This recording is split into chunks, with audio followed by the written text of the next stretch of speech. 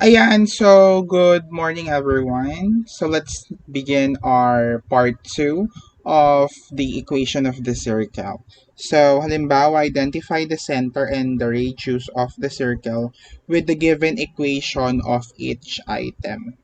So number 1, we do have x squared plus y squared plus 14x plus 2y is equal to 14.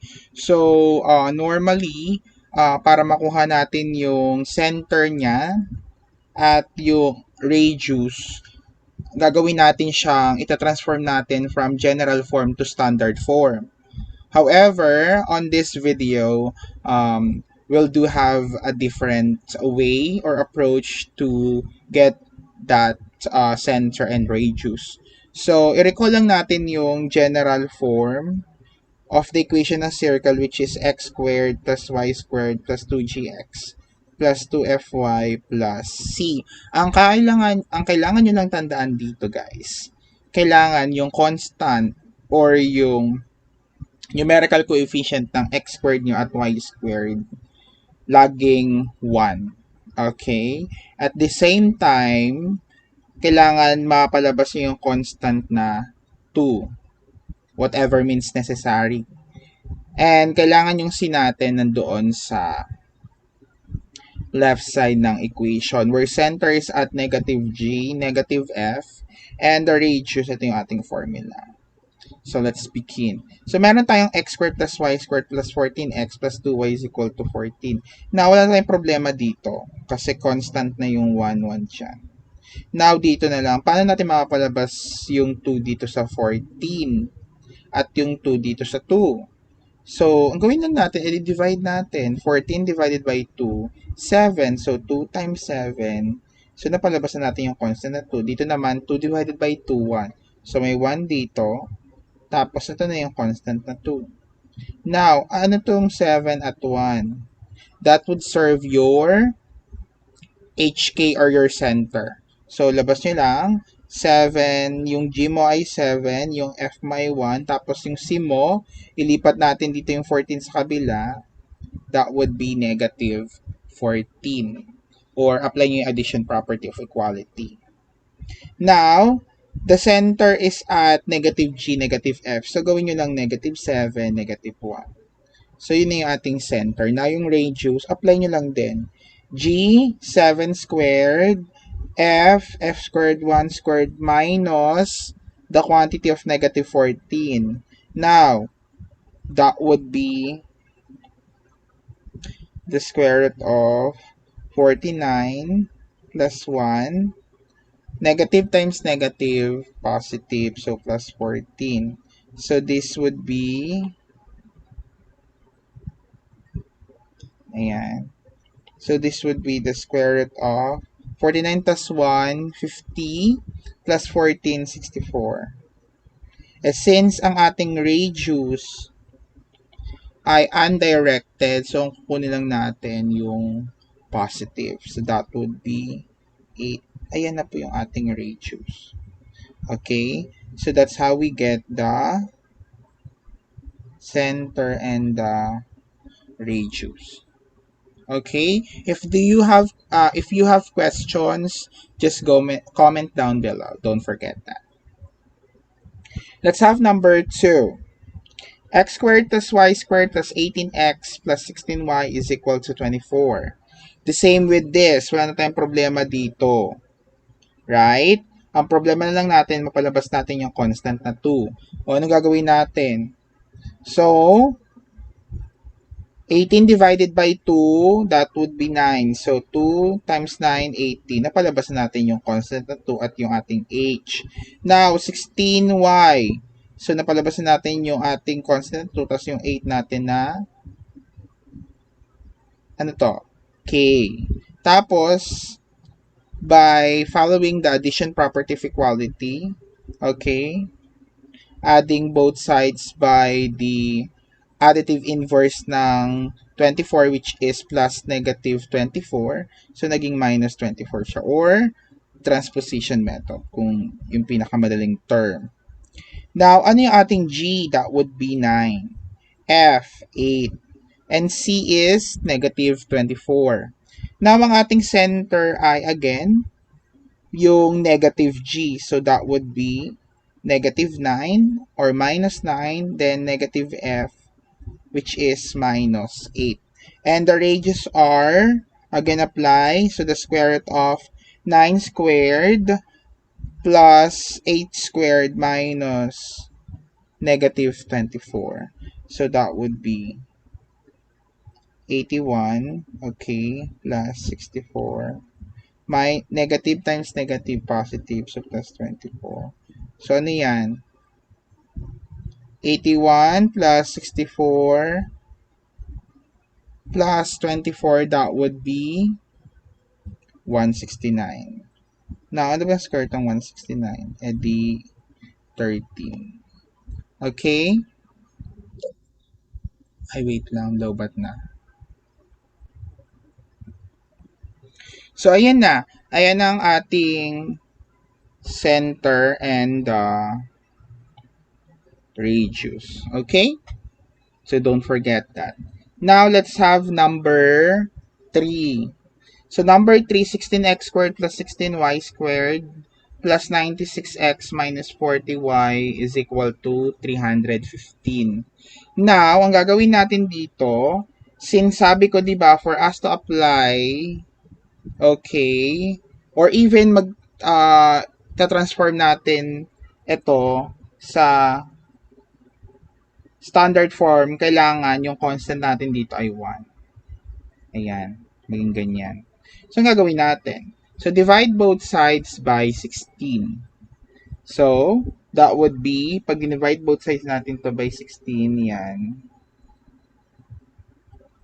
So, magiging x squared plus y squared plus 6y minus 5 halves y. Okay, kasi negative 40y over 16. Okay? Kasi ang ating 40 and 16, they're both divisible by 8. So, 40 divided by 8, 5. 16 divided by 8, 2. Yun yun. Then, 315 divided by 16, which is, wala naman silang common, and which is equal to 0. Now, i-recall natin ulit yung ating equation na, form na equation ng circle natin. Ayan. Okay? Where the center is at, again, negative g, negative f, and the radius r is equal to the square root of g squared plus f squared minus c. Now, let's begin. O, paano natin makapalabas yung 6 dito sa, mapalabas yung constant rather dun sa 6. The 6 divided by 2, 3. Ayan na yung constant na 2. Ayan na yun. 3. Yun na yun. Ganun lang siya. Now, paano naman to? Eh, di ba dinidivide natin yung ito by 2 para mapalabas natin yung g at yung mismong constant 2. So, anong gagawin natin dyan? Ganito lang yan. So, 5 halves, di ba? Gawin natin mas makulay. Mga ito green. Di ba 5 halves? O, divided by 2. O, di ba yan ay 5 halves times 1 half? 5 times 1, 5. 2 times 2, 4. Ayan na. So, kaya naging 5 over 4 ito. Okay? Tapos ito yung constant nating 2. Now, dito yung minus 2. Okay? Pero, huwag kayong malilito later on. Dito sa tapos lipat natin. Ayan na. Tapos minus 315 over 16. Now, di ba plus 2gx plus 2fy? So, anong gagawin natin dyan? Etong minus, i-carry yan ni 5 over 4 ha. Okay? Kasi ito, pwede nating sabihin na plus 2, okay, times negative 5 over 4. Ayan. Kinere over ni 5 over 4 yung negative. Multiplication naman yan, kaya walang problema. Okay? Now, so yun na, meron na tayong G ay 3, tapos yung F mo again, kikarry over ni 5 over 4 yung negative, so negative 5 over 4. Then yung C natin ay negative 315 over 16. Now, ano yung center mo? E di 3, negative 3, negative 5 fourths, e di 5 fourths. So, ayan yung ating center. Now, ano naman yung ating radius? So, ayun lang. Ayan, so magiging the square root of 3 halves plus 5 over 4 squared minus negative of 315 over 16. And ang sagot natin dyan would be, ano yan, 11 over 2. So, ating center and ang ating radius. Again, if you have questions, just comment down below. Next, circles in different conditions. Number 1, determine the equation of the circle passing through 4, 0 and 3, 5 with a line 3x plus 2y minus 7 is equal to 0 passing through the center, then sketch the graph. Now, anong gagawin natin dito? Ibig sabihin ng tanong na to, etong 4 daw, 4, 0 at 3, 5 ay nandoon sa, dumaan dun sa mismong circle, which is dun sa circumference, sa mismong bilog, passing through. At itong linear equation natin na to ay dumaan mismo sa center. Okay? So, how do we get the equation ng circle kung ito yung mga given? So, ito lang yon. Now, let point or P1 is equal to x sub 1, x sub 2, which is your, ito yung first na point na dumaan yung sa circle rather. Tas P sub 2 is equal to x sub 1, okay, to 3 over 5. Ay, gawin 2 po. To ito. Let me check. Yeah. Let me just correct this. Ito ay... Wait, ano ka ba gagawin niyo? Ayan, ano to? Y sub 1. Ay, pangit. Gawin nating black.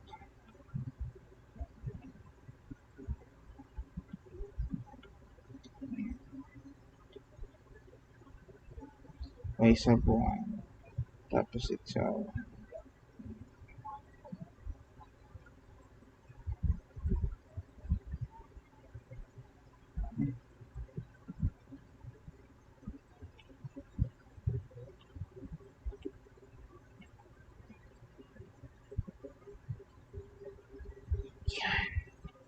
X sub 2.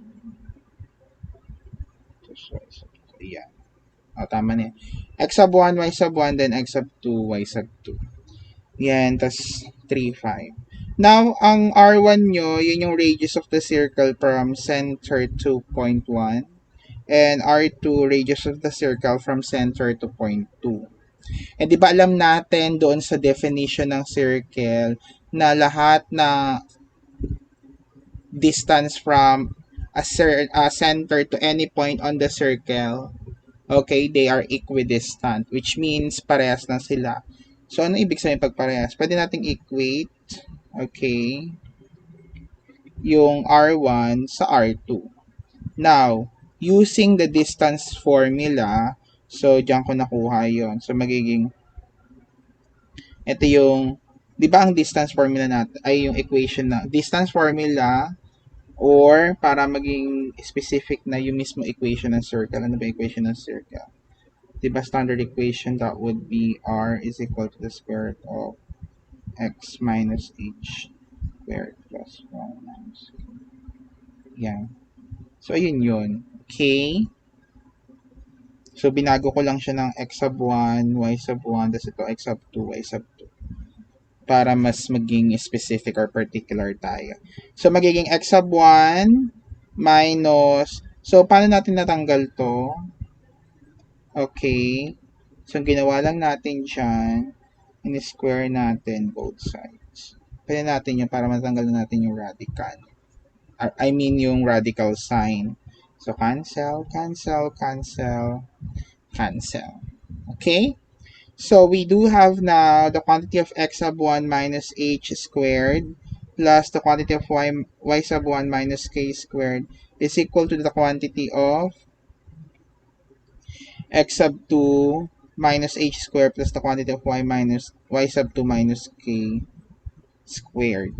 Now, substitute na natin yung x1, y1. So, x1 4, y1 0, x2 3, y2 5. Then, gawin natin expand. Expand, expand, expand. 4 minus h. Okay. Square of binomial nyo na lang. So, square the first term, 16. 4 times negative h, that's negative 4h times 2, negative 8h. Then, square negative h, that would be h squared. Tapos, 0 minus k, negative k.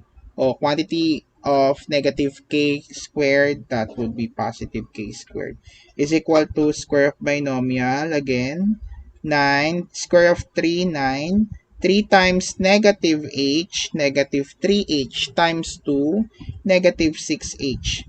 Then, square ng negative h, edi positive h squared. Tapos, ito rin, ganun din. So, magiging 25 minus 10k plus k squared. Now, ang gagawin natin dito, combine similar terms. So, pag na-combine na natin, tapos cancel na natin to. Pwede natin to i-cancel. I mean, eliminate yung term natin kasi magiging 0. So, pwede natin ma-eliminate yan kasi k squared minus k squared 0. Ito din. Eliminated na sila. So, ano lang matitira? Matitira na lang ay 16 minus 8h is equal to 9 minus 6h plus 25 minus 10k. Okay? Then, magiging 2h minus 10k is equal to negative 18. And this would serve as your equation 1. And as you have noticed, pwede pa natin itong mapaliit yung equation 1, which is ito, i-divide natin by 2. So, pag divide natin yan by 2, magiging h minus 5k is equal to negative 9. Yun yung magiging equation number 1 natin. So, standby muna natin to. Okay? Now, since 3x plus 2y minus 7 is equal to 0, yung kanina, yung sinabi nating linear equation, na dumaan daw sa center ng circle. Since dumaan siya sa center ng circle, okay, ibig sabihin parang ganito yun. Hindi siya mukhang center. Sorry. Gawin natin. Ito na. Ayan. So, let's say ito yung ating center. Ayan. So, dumaan daw siya. Ibig sabihin yan. Parang ito. Ayan. Ganyan siya. Since dumaan siya sa ating center, pwede nating masabi na it's equivalent as well to 3h plus 2k is equal to 7. Kasi yung siniserve ni h ay x, ang siniserve or sinisimbolize ni k ay y. So, pwede natin sabihin na instead ng 3x, 3h, plus 2y, 2k. Tapos, lipat natin sa kabila yung negative 7 para maging 7. Or again, APE.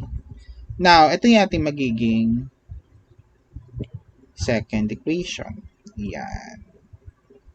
So, anong gagawin natin pag meron tayong dalawang equation? Then, solve for the intersection para makuha natin yung h at k.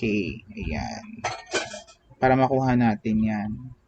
Now, gawin natin, di ba meron tayong 3h plus 2k is equal to 7, which is our equation 1. Tapos, yung ating equation 2 rather. Tapos, meron tayong equation 1 na h minus 5k is equal to negative 9. So, ang gagawin natin dito ay elimination. So, ang una nating ma-eliminate pwede natin ma-eliminate ay si H. Okay, para makuha natin yung K. So, paano natin ma-eliminate yung H?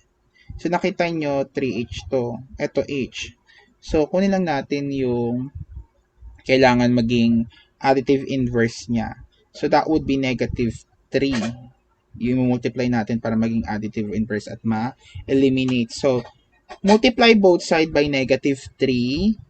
So, negative 3 times h, negative 3h, negative 3 times negative 5, positive 15, at negative 3 times negative 9, positive 27. Now, this is already 0. Eliminated.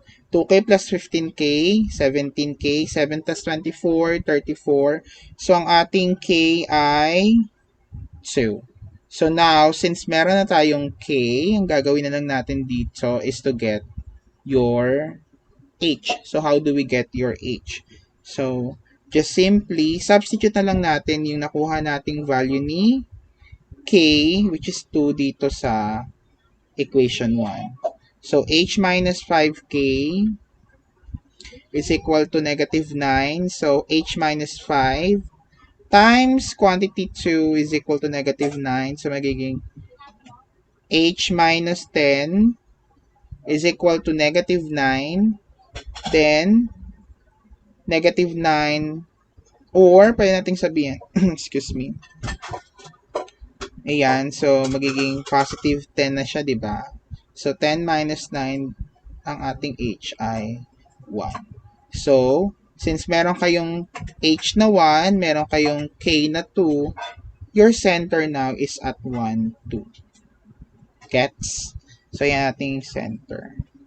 Now, how do we get your radius? Di ba ano bang definition natin ng radius? Radius is the distance from the center of the circle to any point on the circle. So, anong gagawin natin? So, meron na tayong center. Alam na rin natin kung ano yung dalawang points na dumaan yung mismong circle. So, gamitin natin either equation 1 or equation 2. I mean, yung point 1 or yung point 2 rather. So, ayun na. So, ang ginamit ko dito, yung center to point 1. Sir, pwede rin ba ang center to point 2? Yes. Again, they are equidistant. So, walang problema to sa part na yan. Okay? Now, apply lang natin. So, the square root r is equal to cp1, or center to point 1 is equal to the square root of quantity x sub 1 minus h squared plus quantity of y sub 1 minus k squared. So, r is equal to the square root of the quantity 4 minus 1 squared plus the quantity of 0 minus 2 squared. So, 3 squared, 9, quantity of negative 2 squared is 4. 9 plus 4 ay 13. Then squared. So, ang r natin ay square root of 13. Meron na tayong center. Meron na tayong radius, then we could get now the equation, standard equation of the circle. Which is, substitute lang natin. Ayan, don't forget this. X minus 1, di ba? Ang ating center ay 1, 2. Radius ay square root of 13. Ayan. So, x minus 1 squared plus quantity of y minus 2 squared is equal to r is square root of 13. R squared. It is square root of 13. Hindi magiging 13 na lang. Kasi ganyan. Thus, the equation of the circle is the quantity of x minus 1 squared plus the quantity of y minus 2 squared is equal to 13. Gets? So, that's how we get that. Now, number 4. And ito yung magiging natin sa equation ng circle. Last example. Has a diameter with endpoints A, point A, negative 1, 4, and point B, 4, 2. So, ang ibig sabihin lang niya, ano daw yung equation, standard equation ng circle, pag meron tayong diameter whose endpoints ay itong dalawa. Ayan. So, ang gagawin natin, di ba diameter is also a distance? Kalahati siya, tandaan nyo, kalahati siya ng radius. So, ano gagawin natin? Pwede natin gawin yon. Kunin mo yung radius, yung distance nun, then divided by 2. Okay? Gets nyo? Tapos, ayun yun. Pero kunin mo natin yung center. So, paano natin makukuha yung center? O, kung meron tayong circle, let's say. Now, meron tayong center. Ay, meron tayong radius. I mean, diameter rather. Wait. Meron tayong Ano yung kaya na? diameter. Ay, ang pangit. Ay, charot. Dito natin yan, okay? Ay, nakulitin ko na nga. Ayan, so for example, meron, ito yung point A, point B. O how do we get the center? By getting the, paano natin makuha to? Ano ba yung point na to dun sa AB? Yan yung tinatawag nating midpoint. Now, paano natin makukuha yung midpoint? E di yung midpoint formula. Ano ba yung midpoint formula? So that would be, dito ko na lang. So, midpoint formula for yung x term, i-add mo lang yung dalawang x. X sub 1 plus x sub 2 square. Tapos yung y naman, y sub 1 plus y sub 2 all over 2. Yan lang. That's how you get. So, negative 1 plus 4, that is positive 3 divided by 2, 3 halves. 4 plus 2, 8. I mean 6. Divided by 2, 3. Okay. So, ang ating center or yung midpoint would be at 3 halves at 3. Okay? Now, sabi ko kanina, ano ba ang relationship ng diameter sa radius? Yung twice ng radius ay yung diameter. So, instead na r yung gagamitin natin to get the distance, since radius yan, pag twice ng r, ayan ay magiging, ayan yung magsiserve as your diameter. Okay. So, paano natin gagawin yan? Ayun lang. Kunin lang yung distance ng dalawa. Okay?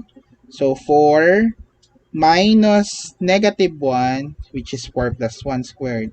Then, 2, ulitin ka, 4 minus negative 1, 4 plus 1 squared. Plus 2 minus 4, kaya magiging 2 minus 4 squared. 4 plus 1 squared, 25, 20 squared, 25. 2 minus 4, that would be quantity of negative 2 squared, so positive 4. So, 25 plus 4 square root of 29 na yan. Then, divide both side by 2. So, yung r mo ngayon ay r is equal to the square root of 29 over 2. Now, meron ka ng radius, meron ka ng center. Oh, apply mo lang doon, substitute mo lang doon mismo sa standard form na equation ng circle. So, that would be x minus 3 half squared plus the quantity of y minus 3 squared is equal to, now, r2 ulit. Diba? Yung hinahanap natin, r squared. I-square mo lang yan. Paano natin to square? O yan. O, pwede natin sabihin square. 29 squared tapos 2 squared. Okay. So, magiging cancel. 29 over 2 squared, 4. And siya. Kaya ang ating equation ng circle ay ayan po. Okay? So, that's how we get it sa number 4. Now, thank you for watching. Mag-move on tayo sa next video, okay? Sa aking third vlog. So, thank you very much for watching. Again, if you have questions, just comment down below and try ko siyang sagutan or try ako mag-comment. Okay? Again, thank you for watching. I hope you have learned something. Thank you.